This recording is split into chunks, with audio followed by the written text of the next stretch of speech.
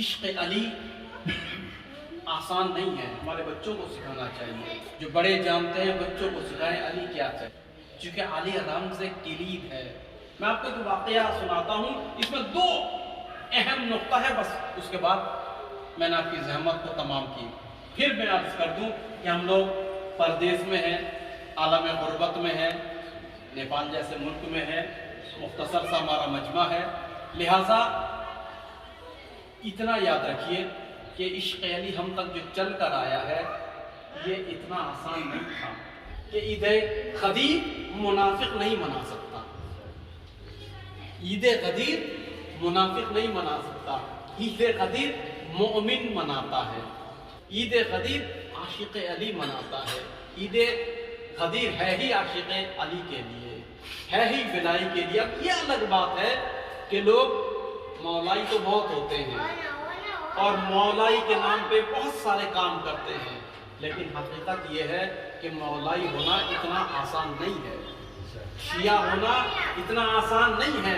ہم لوگ اپنے آپ کو شیعہ کہتے ہیں مگر شاید شیعہ ہونے کے لائق بھی نہیں ہے۔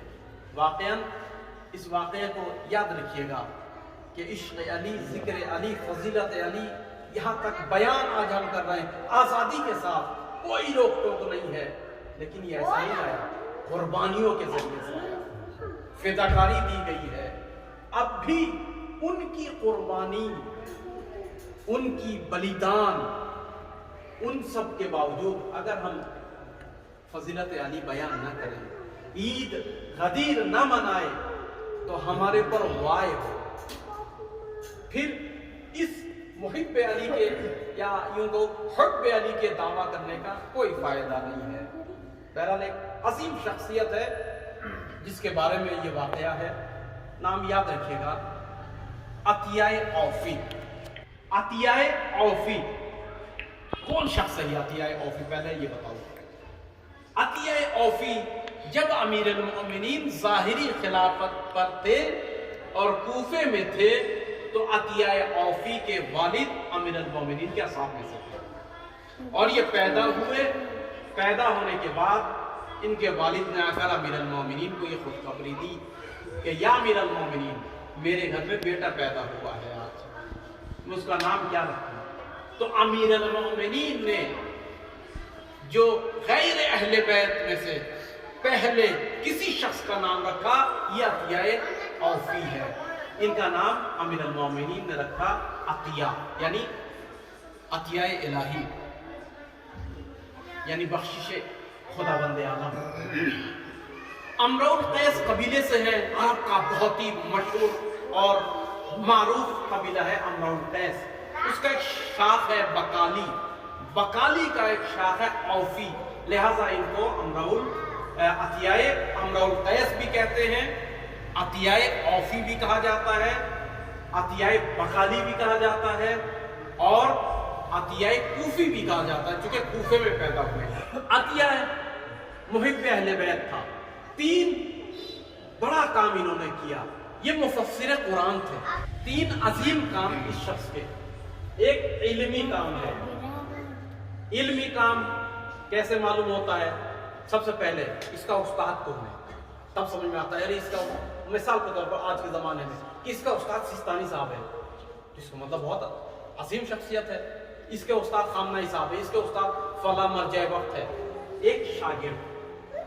تیسری چیز جو پہچاننے کی صاحب علم کی وہ ہے اس کے مکتوبات، اس کی کتابیں وغیرہ، آپ سمجھ رہے ہیں نا؟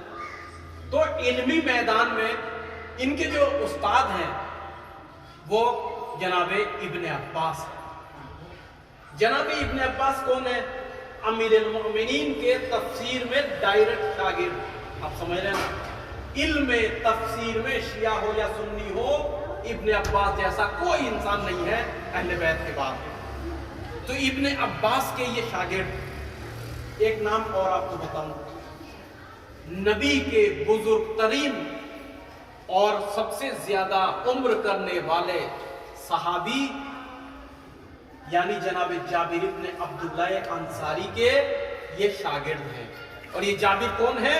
جو علم جفر جانتے ہیں، انسان کو دیکھ کر اس کے آئندہ کی بشارت دے دیتے ہیں، آپ سمجھ رہے ہیں نا؟ یہ دو بزرگ انسانوں کے شاگرد ہیں، اور بھی متعدد ان کے اساتید ہیں، یہ تابعین میں سے آتے ہیں۔ کیا مطلب؟ یعنی رسول اکرم کے صحابی نہیں ہے، صحابی کے صحابی ہیں، لہذا ان کو تابعین کہا جاتا ہے۔ یہ تو ہو گیا ان کے استاد، دو عظیم شخصیت، تفسیر کے سب سے بزرگ ابن عباس، ان سے انہوں نے ڈائریکٹ تفسیر سیکھی، لہذا یہ واحد شخصیت ہے غیر معصوم جن کی 5 جلد تفسیر قرآن ہے فوراً اس زمانے کی، اہل بیت کے پیریڈ اور اس زمانے کی جو قرآن مجید کی تفسیر کی 5 جلد موجود ہے، وہ عطیہ اوفی کی ہے۔ 2، آپ جو یہ زیارت اربعین پڑھتے ہیں کہ نہیں پڑھتے ہیں؟ آپ کو معلوم ہے زیارت اربعین کس نے لکھا ہے؟ عطیہ اوفی نے۔ عطیہ اوفی نے سب سے پہلی مرتبہ وہ شخص ہے کہ جو قبر امام حسین پر اربعین کے دن جابر ابن عبداللہ انصاری اپنے استاد کے ساتھ گئے۔ چونکہ جابر ابن عبداللہ انصاری نابینا تھے، نہیں دیکھ پاتے تھے، یہ عطیہ تھے جو قبر امام حسین کی نشاندہی کرتے تھے، یہ تھے جنہوں نے زیارت اربعین پڑھی جابر ابن عبداللہ انصاری کے ساتھ، اور پھر لکھا۔ اگر عطیہ اوفی نے زیارت اربعین نہ لکھا ہوتا، آج ہم تک زیارت اربعین نہ پہنچ پاتا۔ اور آپ کو معلوم ہے، ایک بات بتا دوں، غیر معصوم کی یہ واحد ایک ایسی زیارت ہے کہ جس کو 11ویں امام نے فرمایا ایمان کی یعنی مومن کی نشانیوں میں سے جو آپ نے فرمایا ایک یہ ہے کہ زیارت اربعین پڑھے۔ امام حسن عسکری نے فرمایا مومن کی یہ نشانیاں ہیں، اس میں سے ایک نشانی کیا ہے کہ وہ زیارت اربعین پڑھے۔ یعنی عطیہ اوفی کی دی ہوئی زیارت کو جو پڑھتا ہے، امام وقت فرماتے ہیں کہ وہ مومن ہے۔ تیسری چیز، خطبہ فدق۔ جناب زہرا سلام اللہ علیہا نے مسجد نبوی میں جو فدق کا خطبہ دیا تھا کہ فدق میرا ہے، فدق میرا حق ہے، اور وہ جو دلیلیں انہوں نے قرآن، حدیث اور روایت کے اور عقلی دلیل حضرت زہرا نے ہر دربان میں اور مسجد میں جو دی تھی، وہ عطیہ اوفی نے جمع کیا، اور جناب حسن مصنع یعنی امام حسن کے پوتے کے لیے انہوں نے ہدیہ دیا تھا، وہاں سے یہ خطبہ فدق محفوظ ہو گئی۔ اب آپ سمجھ رہے ہیں نا یہ علمی شخصیت کیسی تھی۔ باقی عطیہ اوفی کا بہت ہی عظیم مرتبہ ہے، ہمیشہ یہ فضائل علیم کے لیے، جس کو آج کہتے ہیں نا مولائی ہے، یہ جہاں بھی جاتے تھے فضیلت علی اور علی کے قصیدے پڑھتے تھے۔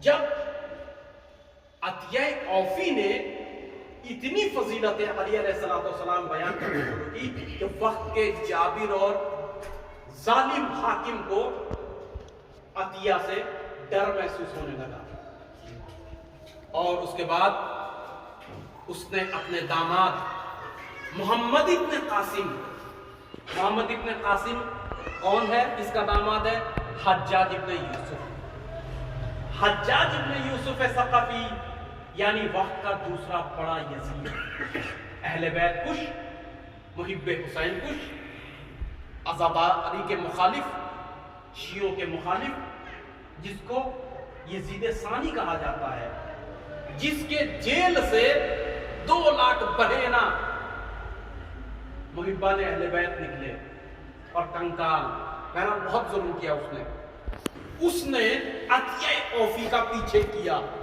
کہا کہ میں نے سارے فضیلت علی کو بیان کرنے والوں کے سر قلم کیا عطیہ اوفی کے علاوہ، اور یہ عطیہ اوفی وہاں سے خراسان آئے۔ اس زمانے میں ایران، خراسان یہ ایک ہی حکومت تھی، اسلامی حکومت، لہٰذا حجاج ابن یوسف کا داماد محمد ابن قاسم، جس نے پاکستان فعلی اور اس زمانے کے ہندوستان کو فتح کیا تھا، اسی لیے اس کو فاتح ہند کہا جاتا ہے، یا یوں کہوں سب سے پہلے وہ مسلمان جو لشکر لے کر آیا تھا ہند میں، محمد ابن قاسم، کہا کہ اس عطیہ اوفی کو پکڑو اور فضیلت علی بیان کرنے کے جرم میں اس کے منہ یعنی بال داڑھی تراش دو اور اس کو 60 شلاق لگاؤ۔ شلاق آپ جانتے ہیں؟ چابوک، بیت، اس بیت کی چابوک سے تب مارو، اتنا مارو کہ بے ہوش ہو جائے۔ ایک روایت میں تو یہ ہے کہ اتنا مارو کہ مر جائے، اور مر بھی گئے، یہ پہلا روایت میں، لیکن میں دوسری روایت بھی بیان کروں گا۔ تو محمد ابن قاسم نے ان کو پکڑا اور کہا کہ دیکھو میں یہاں حکومت کرنے آیا ہوں، لہذا نہیں چاہتا ہوں کسی پہ تعدی کروں، تم فضیلت علی بیان کرنا چھوڑ دو۔ تو انہوں نے کہا مرتے دم تک میں فضیلت علی بیان کرنا نہیں چھوڑ سکتا۔ میں اپنے الفاظ میں کہہ رہا ہوں، انہوں نے کہا کہ جب تک کہ میرا خون کا ایک قطرہ اس دنیا میں رہے گا وہ علی علی کرتا رہے گا۔ تو اس نے باقاعدہ پکڑا اور پکڑنے کے بعد ان کے بال تراشے، داڑھی تراشی، یعنی جو سنت نبی ہے سنت نبی کش کیا، اور اس کے بعد شلاق لگایا، تازیانے لگائے۔ پھر وہ یہاں سے گئے کوفہ۔ دوسری روایت کے مطابق کہتے کوفے میں حجاج ابن یوسف خائف بیٹھا ہوا تھا اور ان کی تلاش میں تھا عطیہ کے۔ پھر اس کے بعد عطیہ کو دستگیر کیا اور بلایا گیا اپنے دربار میں۔ کہا کہ عطیہ میں نے سنا ہے کہ تم بہت علی علی کرتے ہو۔ کہا کہ نہیں، تم نے غلط سنا، میں صرف علی علی کرتا ہوں، بہت نہیں، میں صرف علی علی کرتا ہوں۔ کہا کہ عطیہ تم کو معلوم نہیں، جس بچے کا نام اگر کسی باپ ماں نے علی رکھا میں اس ماں باپ کو مروا دیتا ہوں۔ کہا مجھے معلوم ہے، میں اس کے باوجود تیرے دربار میں علی علی کرتا ہوں۔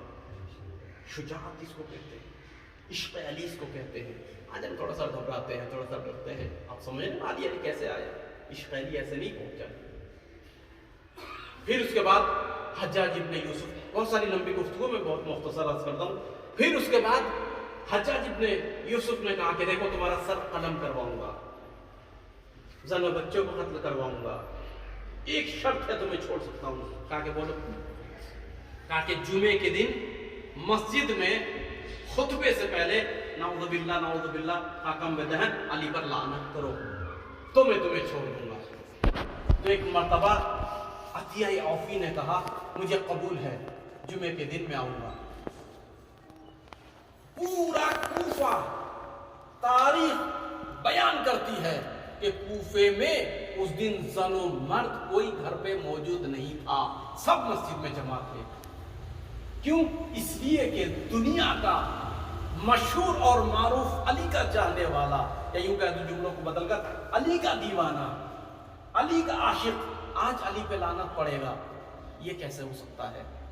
لہذا سب تماشا کرنے کے لیے، سب دیکھنے کے لیے مسجد میں جم غفیر، میں لفظوں کو بدل کر کہہ دوں جس نے کبھی جمعہ نہیں پڑھا تھا وہ بھی چلا گیا دیکھنے کے لیے، سب پہنچ گئے۔ عجیب عالم تھا۔ ایک مرتبہ حجاج ابن یوسف نے حکم دیا کہ عطیہ عوفی حاضر ہو۔ عطیہ عوفی کھڑا ہوا، رونے کی آواز مجمع سے آنے لگی۔ عاشقان علی نے سر پیٹنا شروع کیا کہ عطیہ تمہارے بدلے ہم اپنا سر دے دیں گے، مگر علی پہ لعنت مت کرنا۔ مگر عطیہ مجبور تھا۔ عطیہ کھڑا ہوا، مجمع نے چلاہٹ شروع کی، کسی نے پیر پکڑے، کسی نے ابا کا دامن پکڑا، کسی نے سیدہ کا واسطہ دیا، کسی نے خود علی کا واسطہ دیا، کسی نے نبی کا دیا، مگر یہ علی کا دیوانہ مجبور تھا۔ کھڑا ہوا اور کھڑا ہونے کے بعد منبر پر گیا، سب سے پہلے حمد خدا کی، اس کے بعد حمد رسول، پھر اس کے بعد ایک جملہ کہا کہ جب اللہ کے پیارے حبیب کو معراج پر بلایا گیا، خالق کائنات سے دیدار نبی کا ہوا، تو خالق کائنات نے فرمایا علی خیر و بشر، علی خیر و بشر من اباہ کفر، علی خیر بشر ہے، اور جس نے علی کی اباہہ کی، علی سے نفرت کی، علی سے دشمنی کی، وہ کافر ہو گیا۔ اور پھر مجمع سے مخاطب ہو کر کہا کہ عطیہ کوفی کہتا ہے، اے پورا کوفہ گواہ ہے نا، یہ حجاج ابن یوسف کافر ہے۔ بہرحال یہ شجاعت علی، عشق علی شجاعت دیتا ہے۔ عطیہ عوفی کا اس جرم میں سر قلم کیا گیا، خاندان بچوں کو قتل کیا گیا، مگر ذکر علی نہیں چھوڑا۔ کیوں؟ ذکر علی انسان کو شجاعت، انسان کے ایمان کو بڑھاتا ہے۔